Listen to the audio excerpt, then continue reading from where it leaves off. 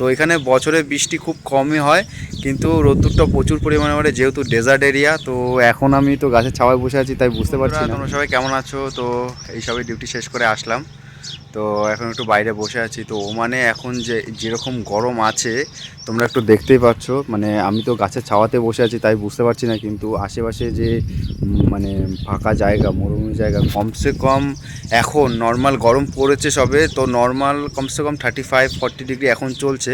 তো এখনও তো সময় পড়ে আছে, এখনও মাসের পর মাস পড়ে আছে যে গরম পড়ার।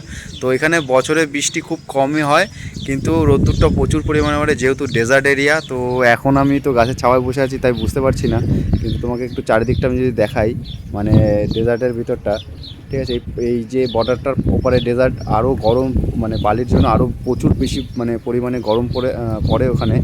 তো যাই হোক, তো তোমাদের ভিডিওটা কেমন লাগলো একটু জানিও। আর ডেজার্টে কারা কারা থাকো তারা তো জানোই যে ডেজার্টে গরম কেমন পড়ে।